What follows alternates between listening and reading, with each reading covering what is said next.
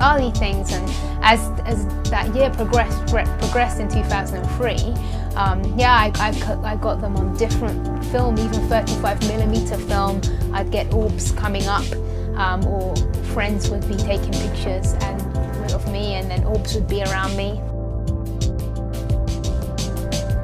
Then I started to photograph more things than just orbs. I started photographing vortex and mists, and yeah, so the journey continued, and to this, so just over the years I just have a whole collection of different orbs. So one thing I do know is that they like energy and big gatherings of people. So whenever there's definitely music events and concerts, there's always hundreds and thousands of orbs.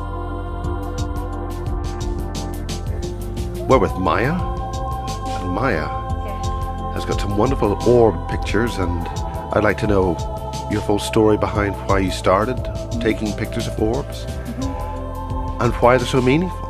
Okay. Well, hi there everyone. Yeah, well, my journey of orbs began in 2003.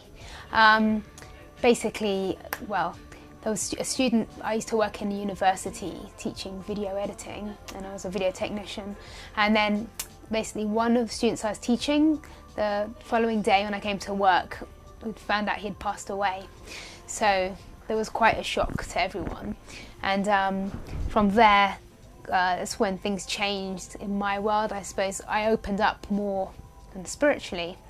And that's when my orb, I started noticing pictures that I was taking that would have those white light orbs in them. So yeah, that whole year of 2003 was my journey, which began, and a load of synchronistic events started happening in my life, which yeah, just led to where I am now, I should say. But so yeah, the first orbs I took were on a digital camera.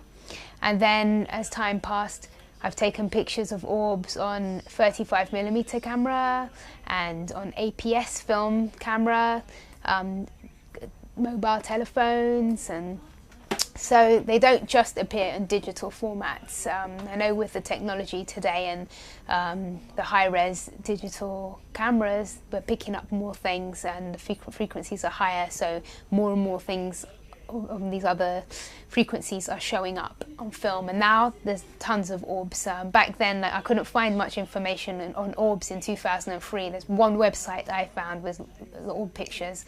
Now you'll find them everywhere in books, and so I've been on a quest to figure out what are these balls of light. One thing I know, the characteristics of orbs are, you have let me see. Okay, so this is a fascinating photograph. Yes, I'll explain this picture. This is a show I did. I'm a performer as well. I sing and do shows. And I started noticing also in many shows I did, there'll be orbs around me when I'm performing. And have a collection, so many orbs. I've just brought a few to show you today. But I noticed that orbs love gatherings where there's lots of people, where there's lots of energy. Any gathering with many people, you'll find a lot of orbs, like in this picture here. So this is a show I did in Malta. As you see, this is me here in the red dress and the other bandmates.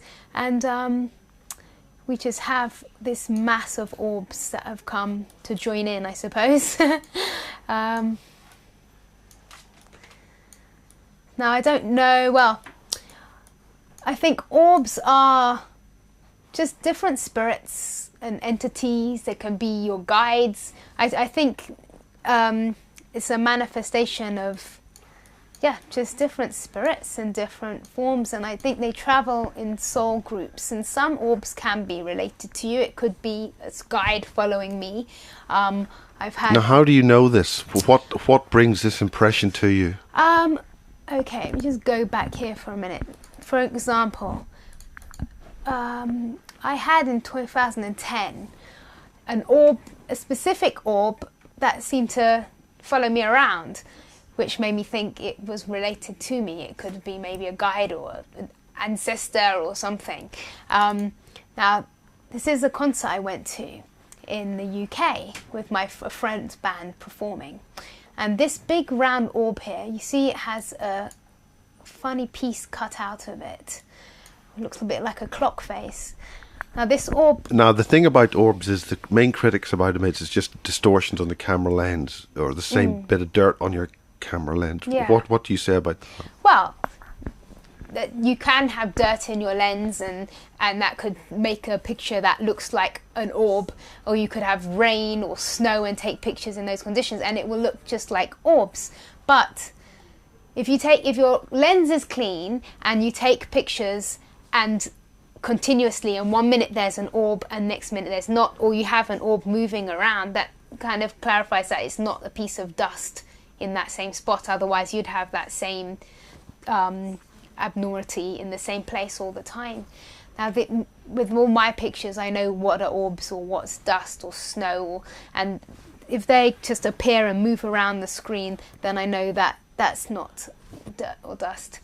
And this particular orb, this was taken in, I think it was May 2010.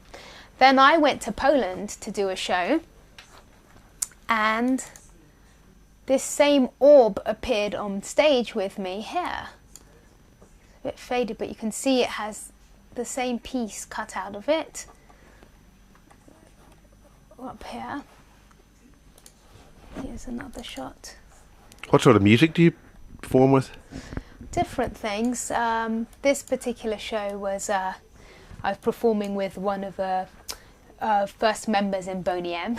Oh. So we were toured all around Eastern Europe and went abroad internationally, and for the last 2 years I've been travelling a lot and performing in that group.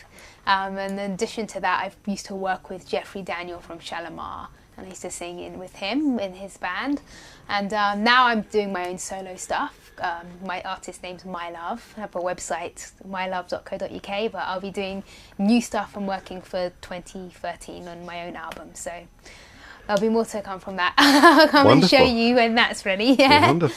But yeah, as you see, anyway, this is the same one.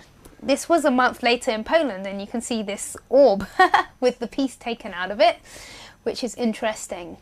This one orb here. And it even showed up in my room, which is why I thought it was linked to me. Here, I don't know if we can rotate this around here. On the wall in my bedroom in Poland, this orb you can see with the same piece. So that's made me start to think, okay, we do have these certain orbs that are maybe guides or following us, and also then the mass orbs that come just around large gatherings of people, and the high energy and music and, you know, whatever's going on, a spiritual group praying, or they just like high energy. But you find them everywhere too, it depends.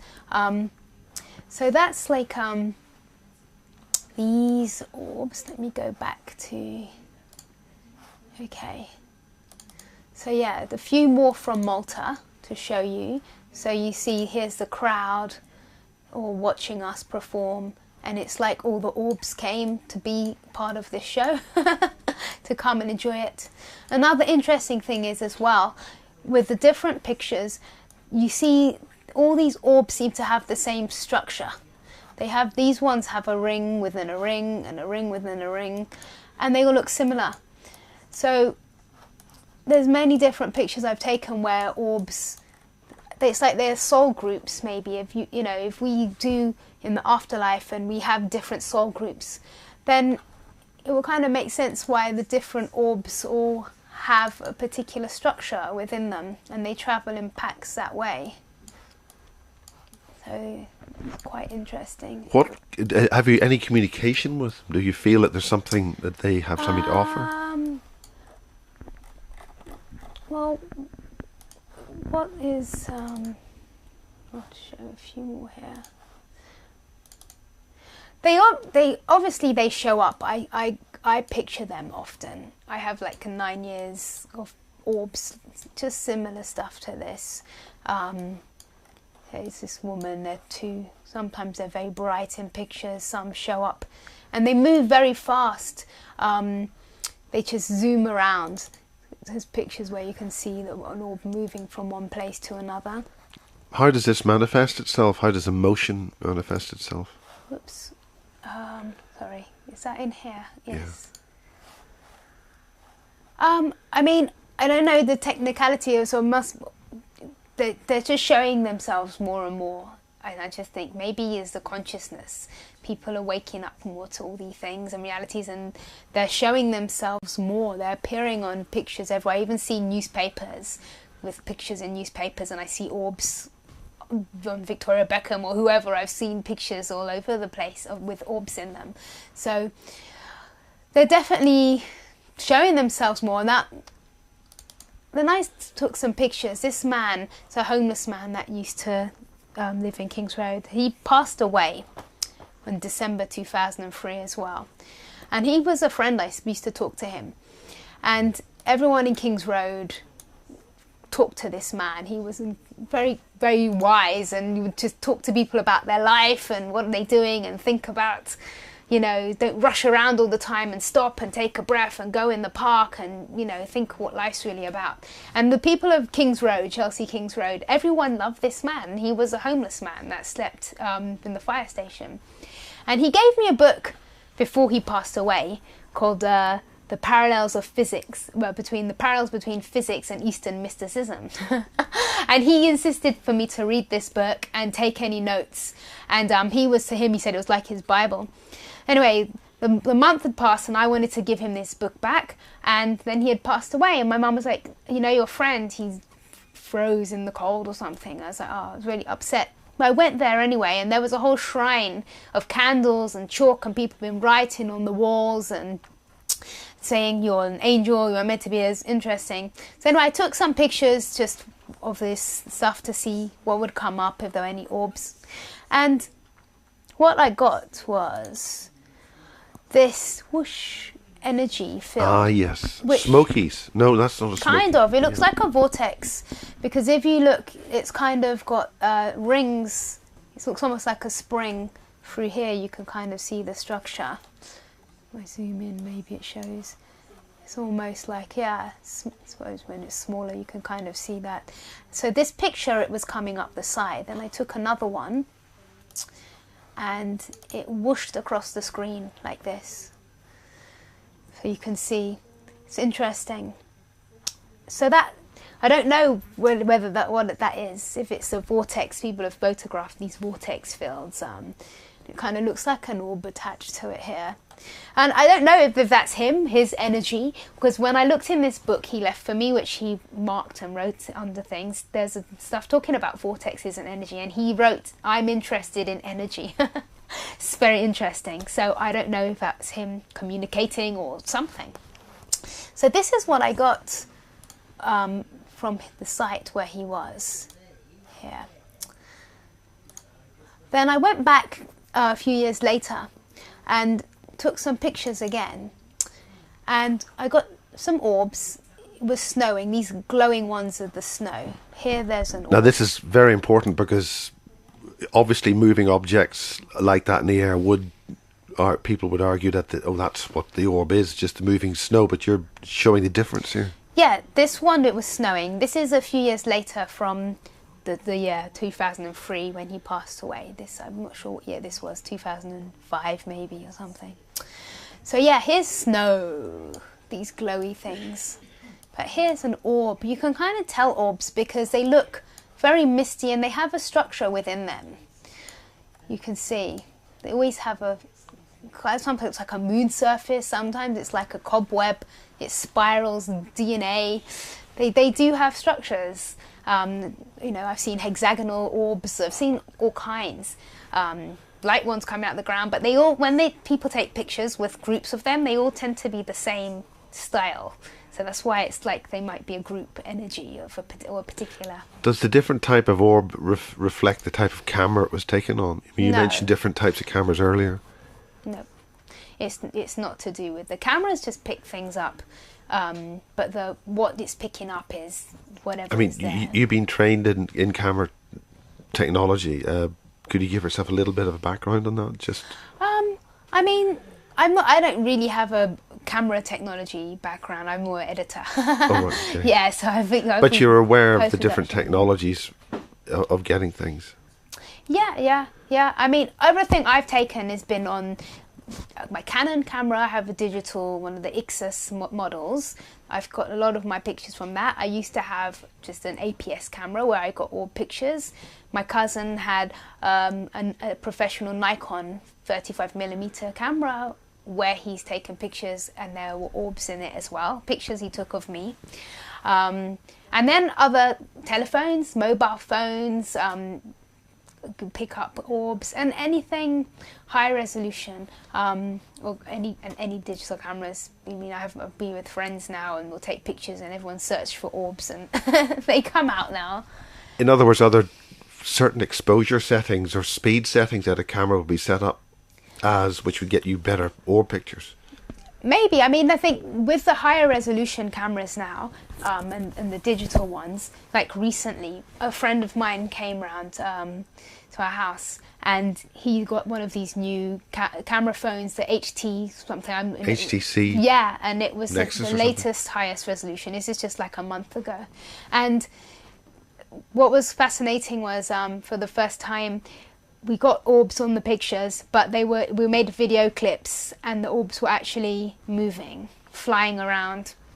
Now, what was the settings for the camera? Because they go through those cameras can use variable frame rates depending on the motion and density of detail.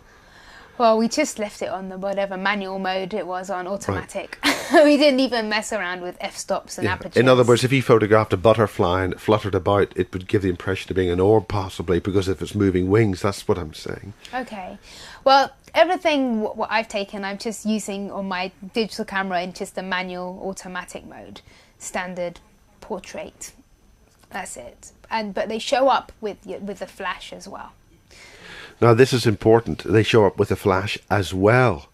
Yeah, I mean, some people are only getting orbs if they only use the flash. This is important. Yeah, that's when they mostly show up with flash. I'm sure I've taken orbs without a flash before, but most of the time, a flash is a condition. and when it's dark as well, they'll show up more in dark settings. I mean, I have taken orbs with a film camera without flash. So that was your crop circles. Yeah, they can. They have. I've taken them without flash, and they've shown up. And they can show up. I have pictures in the daytime, inside the house, nights on stage. They've shown up in all conditions. It doesn't have to be highly. What about your personal state of mind? Does that affect whether you get orbs or not? I think it makes a difference to maybe how much you photograph orbs. I think so. I think just being aware, when you're more aware of things, they tend to manifest to you. So maybe, yes, your consciousness and the vibration you're on, it's just like being aware to the synchronicities in your world. You can if you're not tuned into that, you can miss so many things being directed to you, and you just ignore it and miss all these signs and things guiding you. But if you start becoming more attuned and aware you become to everything around you, the more things start to happen, and the more you open up, and more mysterious things start to happen, I say. So you've been on different courses to help your higher awareness. Really, I've just been on the course of life, my own experiences. Yeah. I mean, when this year, like I said, with the first thing was my orbs, of something, some kind of phenomena happening. It was my orbs. That was my phenomena. But I've always been quite intuitive about things, and just I have an idea of guidance, where I should do next, where I should feel it, and things tend to work out. And so I've just been learning about life and myself over these years, and always looked into orbs. Like I said, this is back where the homeless man passed away. Then I went back this snowy day, and I got this mist a few years later, which is quite interesting. And it's at the same place with this man, was Paul. It's amazing, because I've done research. A friend of mine's done a lot of research at Rendlesham Forest, where there's lots of strange UFO events, and they get misties, or they would describe this as a smokies and streakers and all sorts of stuff. So this seems to be That's a forested area beside a UFO event. Yeah.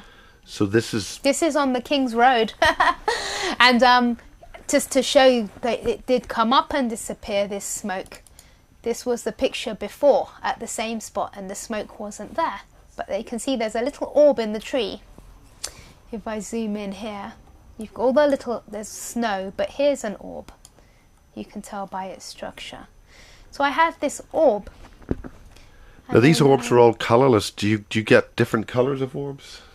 Yes, I do. Here's some more mist here, look. This is the fireman's. And you've noticed there's always this one orb in these pictures. So I don't know if that's related to the guy Paul. So yeah, interesting. Colour. Recently I have been getting some colour orbs. This one was just like a month ago. Now this manifested on a video camera. Let me just open the right one. Here. This bright purple orb. This is a shot, the still from a video where the orbs were moving, and I've got them moving. So I took a frame, and this bright purple orb just appeared and disappeared in the frame next to me. And yeah, it's quite interesting. I mean, these are stages of. I mean, you're doing different expressions there. Is that related to the expression? I'm actually talking, it's because this was on a video clip. If I could have run through them quickly, you'd see that this orb started to manifest. You can see this stage. It wasn't there. Okay, I'll run through it. I think if you use the next button on the bottom there. Ah, okay, watch this. So it comes in. You can see it moving up. It forms for a split second, then it disappears. And it's gone. So I was talking in the camera when this orb appeared. So if I move fast, you can see the motion, how fast they move. It was like in a split second. And that was a bright purple orb. Violet? It's violet, yes. I zoomed in and it's a very violet colour. I also got some blue orbs moving across in another shot. This was a kind of mist and orb went flying across the screen, and this is the mist of it. It's a turquoise colour. That's an actual mist. It looks like some kind of structure of some kind. It's zoomed in on this clip. I don't have the video, but there was an orb in video, and it basically came in, swirled around, and went right across me and my family. Like we were talking in the camera, and it went whoosh, and it just flew off the screen. And this is I just zoomed in on the part of it when this blue kind of shooting orb, which is interesting. The colours as well. Were there other people there? Was there any other kind of atmosphere or anything? Yeah, it was my brother's birthday. So I was there with my brother, my sister, my father, and one of our friends. So it was all lively. We were celebrating birthday cakes, and there was these orbs flying around. And my friend has the footage of these on his latest camera, and they're moving. So I also have another friend earlier in the year that has a portal in his bedroom where orbs come out, and he has some footage which I've seen where he caught on camera. So these pictures of orbs, they're in motion, they're on video, they're not just still images, but they're the same structures of things I've shown you today. And there's all these white orbs just flying across. And they're coming out from where or what? Can you see a sort of an entry point where they come? His video was in the dark when he filmed this, and so all you can see, he's talking to the orbs, but you just see them when they do start coming out, and lots of them start flying out around him. So they're just manifesting more on camera than just in still picking them up in video now. And you can even see them. Some people can see them in their room. You just see light, bits of light flying past. Now, when you see them, is it just out of your peripheral vision, or it's from the centre part of your vision? I mean, I've seen them. When I have, it's been peripheral. It's kind of, you just see some white light. But when I was filming at my brother's birthday, I was the one filming, and these orbs were flying around, and I could see them on the screen, actually flying around, which was interesting. And then my peripheral was seeing them out of the screen. So, okay. So this is this thing, orbs. We've got all kinds, and something I did discover recently, which is interesting to have an answer on orbs. Oh, I'll go to that afterwards. Is that I recently just did a workshop called "Awakening the Illuminated Heart" by Gianvolo Melchizedek, and he's wrote these books, "A Flower of Life," and he talks about that we all have a Merkaba field around us, and the Merkaba, it's basically a star tetrahedron, like this shape, if you can see. So this is a star tetrahedron, this shape, and we all have this shape around our bodies, and it's called a Merkaba. And basically, we can activate our Merkabas. And what a Merkaba is it's like a vehicle which is around our body, which is what lets us travel between dimensions. And Gianvolo Melchizedek is he's the first person that brought this knowledge to our world recently. And to activate it now, on this, I did a course workshop called Awakening the Illuminated Heart, and I activated my Merkaba. And once I'm within this, my body is this shape. Then around it is another light body, like a ball of light around this.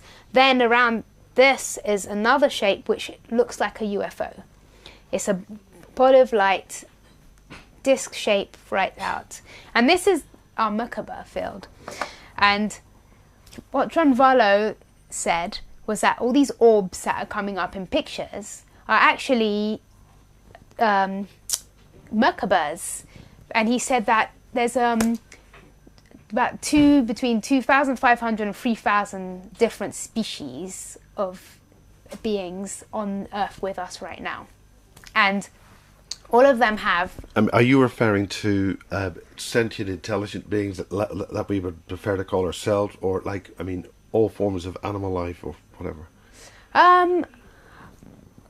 I don't know if it's just what he said. I don't know if he means animals as well as alien life forms and ETs. Beings like ourselves. Yes. In orb form or what? Yeah, the beings like ourselves, beings from other planets, other universes. There's just a whole different race of different beings amongst us human beings. And we all have Merkaba fields, apart from, I think, 2 races, he said. Because a Merkaba field is activated from your heart, from the tiny space in your heart. And now, which 2 races? Why are they different? The 2 races which I found out was actually the Greys and the Reptilians. The reason why they don't have this Merkaba is because it's activated, like I said, from your heart and the emotion body. And these 2 species don't have an emotional body. They're all, I think, they just have their male frequency. They don't have the feminine side within them. So that's why they don't have this Merkaba. So they have to travel in metallic ships and spaceships. So Pleiadians and all the other races do? They all do, yes. They all have Merkaba. So, but they still, I believe, travel in ships too. They have ships, but they do all have Merkaba. So if we have all these different species and beings that all can travel, turn into Merkaba, when we fly in the Merkaba, we actually shrink right down into like a ball of light. How do we fly in the Merkaba? Describe how you generate it and how it works. I mean, I'm just new to this subject, so I'm just sharing the latest with you. But I'd advise everyone to check out John Volo Melchizedek, because he talks a lot about this stuff, and he'll explain the Merkaba a lot better than me. And the being living from within the heart, and this tiny space. We have a sacred space in the heart, which is where all our Akashic records are. Then we have the tiny space in the heart where the whole galaxy resides. But from here is where we create our Merkaba now, our natural Merkaba. And once we've done that, it's activated. And then through going inside, through meditation, and then activating your pituitary gland and your third eye, there's a whole instruction how to do this. And then it's more I'm learning myself, but then you can go into, once you learn these things, you can actually travel in your Merkaba. And what he says is you just shrink down to a tiny little person in a ball of light, which is how the Merkaba looks. And then these orbs that shoot off, and they can travel to other dimensions and everything when you're in your light body. And he's saying these are what orbs are showing up in pictures. And if there are over 2,000 to 3,000 different species and different Merkabas with all these different entities, that could explain all the different groups why you have structured Merkaba, structured orbs that look a particular way. This is what's interesting as well, quickly, web orbs. These are just a couple of orbs I found on a website. And I noticed these orbs had a very sci-fi looking structure. And it looks like an alien being here within the orb. If you can see, to me, that looks like an alien face. Can you see that? That's amazing. It's amazing, yeah. So when I come across this picture, and then, a week or two later, I heard this thing, what John Volo said in a video. And then I thought, wow, because these orbs look very interesting, the kind of DNA coding of them, and it looks like there's little beings within these. And they look quite alien-like to me. So, especially that one's very clear. It looks like a whole head with eyes. So if this is beings in their Merkabas flying around, and there are many different colours there. There are quite a few colours, yeah. But you can notice they have this similar structure within. Is that near a graveyard? I have no clue. This picture isn't. This is a picture I just found on the internet. But I noticed the structures within it look like a kind of alien structure. So that's just what I mean. They all have, when they come in packs, they look very similar. This was one off the internet which was very purple, like I showed you my purple one by me before. So that was a certain frequency. And it almost looks like there's a face right in the middle here, two eyes and the mouth in the centre. And I have many which have little faces in. So some they really look like animal faces. Some look like an old lady. They have characteristics. So yeah, I just think it's the different souls or soul groups. This is fascinating. This is somebody, and these three are from the web. These three, but they were I kept them to reference because they were quite amazing. This just shows the movement of orbs as well. This big trail. They move very fast, whoosh, and you can see the trail it's creating. But yeah, I just think that all these different, we have between 2,500 and 3,000 different species all with us here, and all have Merkabas. It explains the different structures of all these different orbs that we pick up. So, I don't know yet, though. I can't identify which structure is what. I don't know. But definitely some relate to you. Some could be your guide. Some could be... I remember John Volo said, well, he had, when he first had signs, messages and guidance, he had two angels that appeared to him as orbs of light, again. And one was purple and one was turquoise. And it's quite interesting with these colours. So I don't know, or maybe these could relate to angels too, or maybe angels show up as light, they're picking up as well. Then some could be our own guides, because I've done shows like the one I showed you with the clock was following me around. So that seems it's maybe linked to me. That could be a clock? Remember the one with the piece missing out of it? It reminds yes, me, it reminds me of a clock face, so it looks like a hand, a big. Yes. But yeah, this, like I said, that orb showed up on stage. Here it is up here. A month after the first one. Here it is here with my colleagues, and then it was in my bedroom. Here on the wall. So that one makes me think it was to do with me. And I've done shows where, you know, I do a prayer, may my show go well, and and I say a prayer to my grandfather from Africa. Just, oh, be with me. My dad's always says your ancestors are with you all the time. And this particular show, I had this one orb, and it was in many pictures, kind of follow me around the stage, and it, you know, maybe that was my grandfather with me, you know. But yeah, so this is just fascinating stuff. But what's quite exciting is the latest from John Varlo, Living in the Heart. This explains how to activate your Merkaba from within your heart, in the tiny space of the heart. And I just think this man has so much incredible knowledge about where we're going now, with this changing times, with this new consciousness shift coming into play. And please check out his talks, look at what he's saying, just current information. He's really on the pulse of where humanity's going. And for me, I've looked at many things, and right now I'm very much connected to John Varlo, and what he's saying really resonates with me. And he's given me, probably with the orbs, the most focused kind of idea of what they could be right now. And so I'll just keep investigating them as I go. And the more I find out, I'll show you more. But yeah, it's cool, it's exciting. Yeah, so this is my orbs. Now, as I'm evolving with what I'm photographing, I recently photographed and saw a UFO.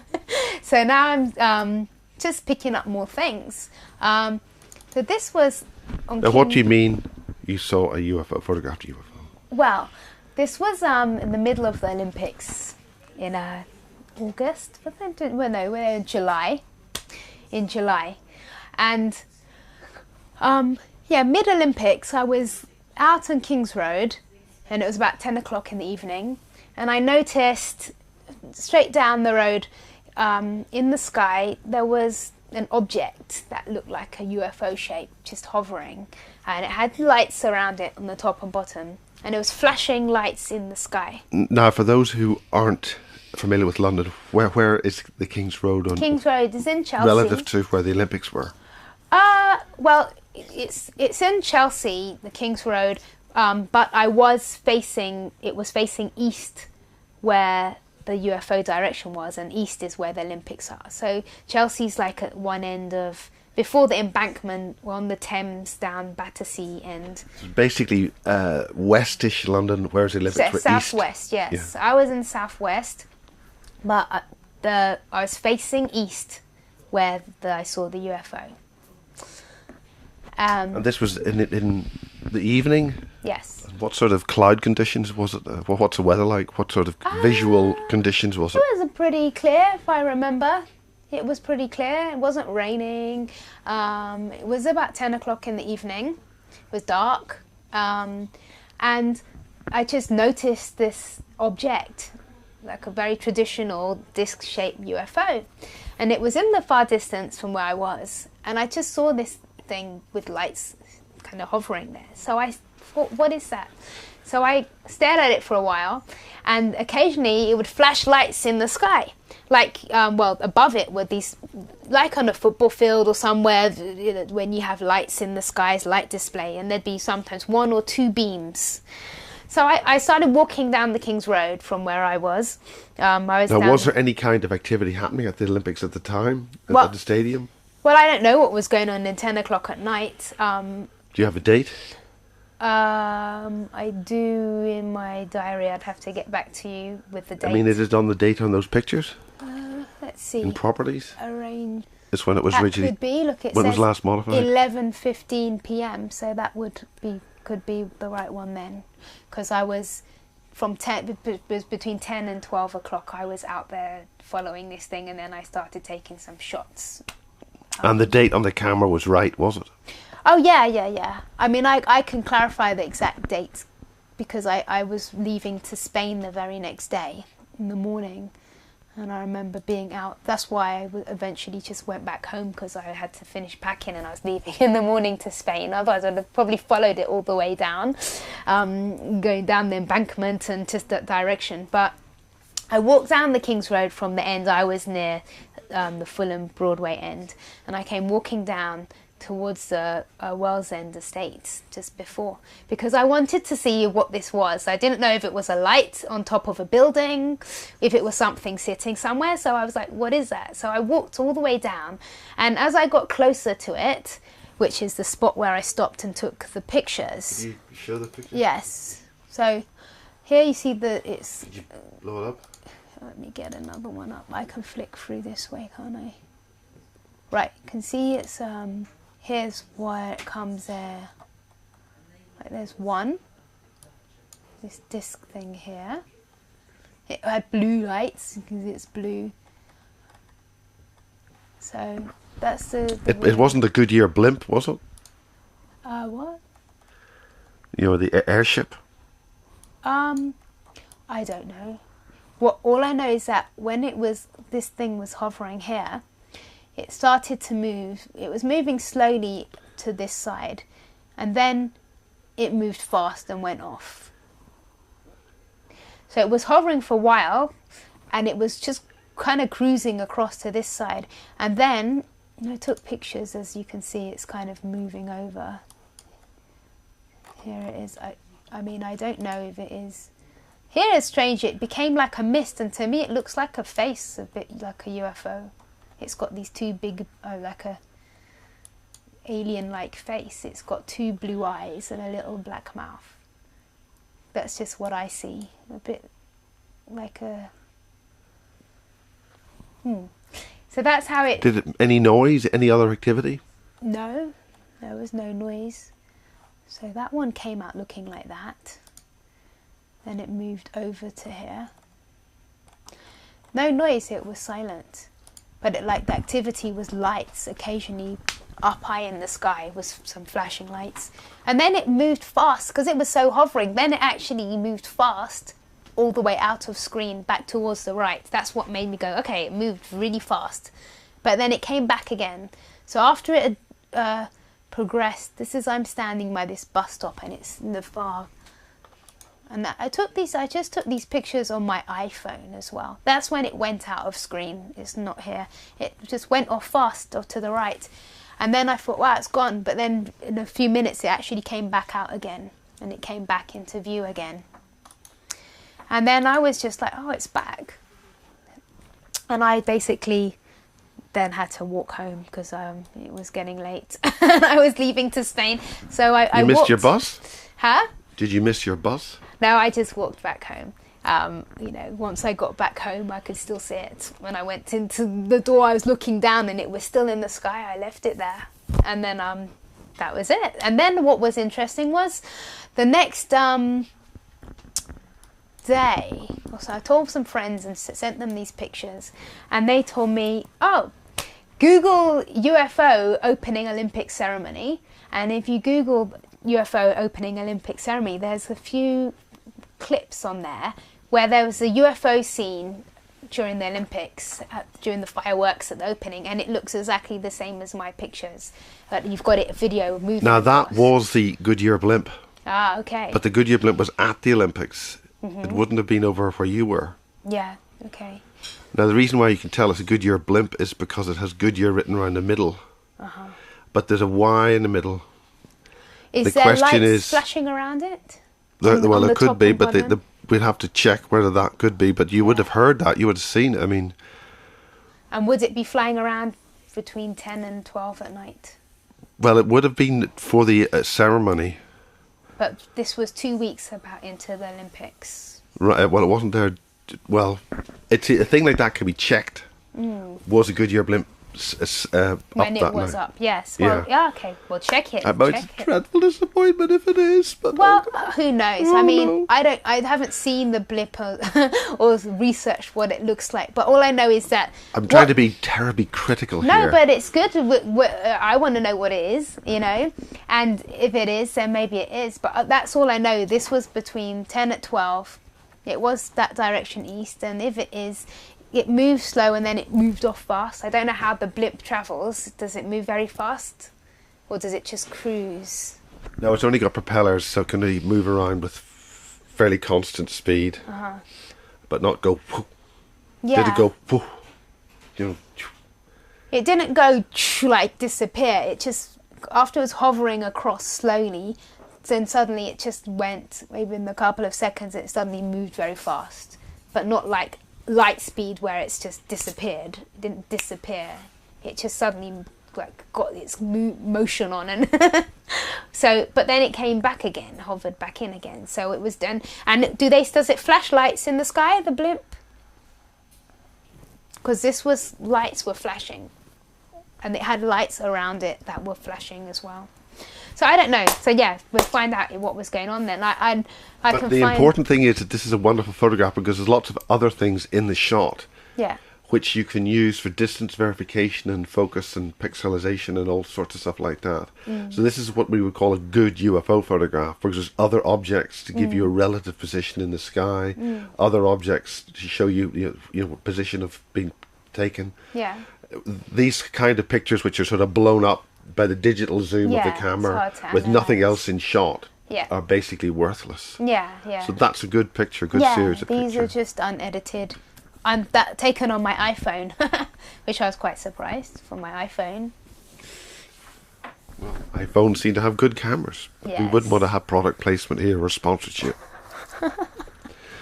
So, as we come to an end of have you anything further to say in this wonderful presentation? So there's lots out there. There's so much going on. There's other beings who are multi-dimensional beings, and we just need to open up and look outside the box and unplug from the matrix and find who you really are.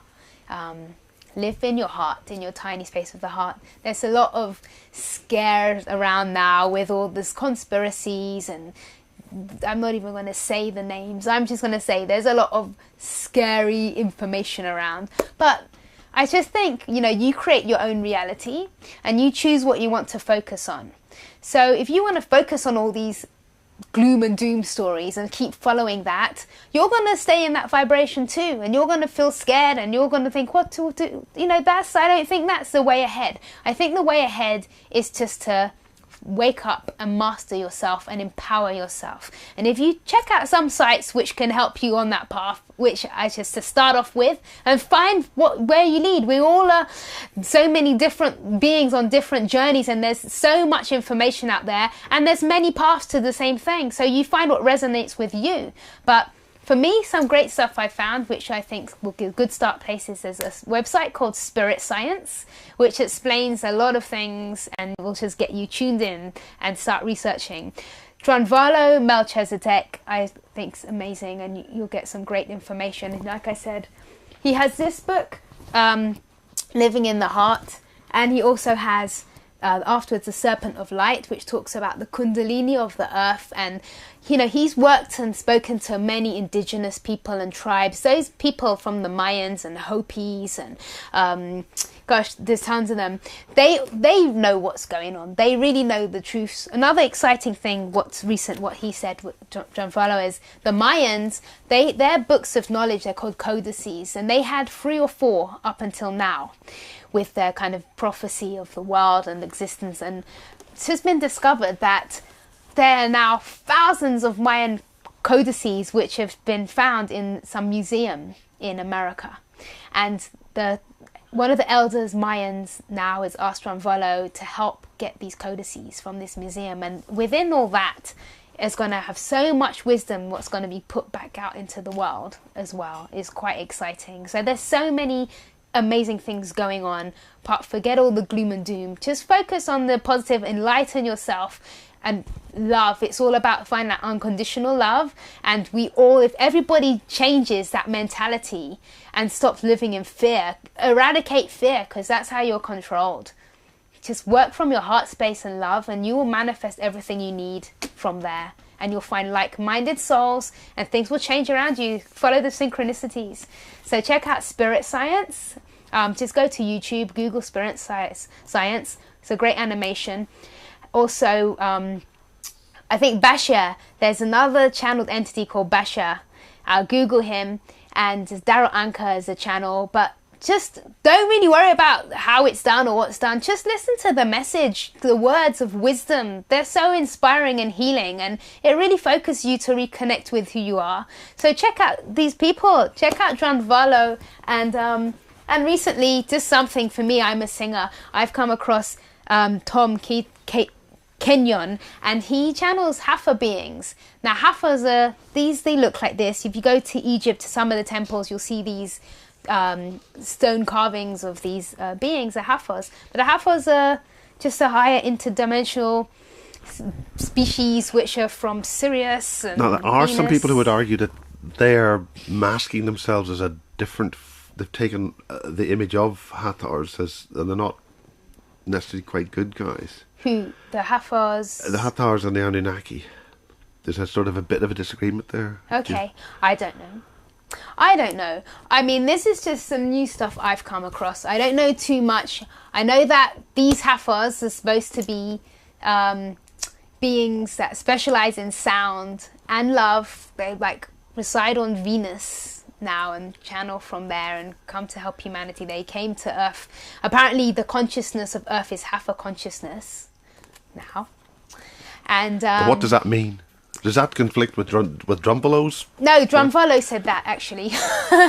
He said that just in a recent interview last week, which I thought was interesting because I come across Hafas not through Drumvalo. So when he started talking about Hafas in the interview last week, it's what I mean. The things I'm coming across. There were Egyptian temples. Yes. The Hathor. Back in the ancient, they came as well to assist the Earth in those times, and they've been again and assisted the Earth, just bringing in some messages and help. Well, maybe we'll ask you back sometime to give us further information, because we know you have to go, and yes, we are. Well, I'm off to in next week and a half. I'm actually going out to Peru for about 13 days, and then I'm heading up to Mexico. And I'm going to visit all these sacred sites out there, the Inca sites. Is this in your capacity as a singer, or...? No, this is a spiritual quest. So I'm going to go there, I'm going to meet some shamans out there, I'm going to meet some indigenous people of the land and just follow my journey and see what I learn out there. And when I come back... Maybe if you shoot lots of nice videos, maybe we could...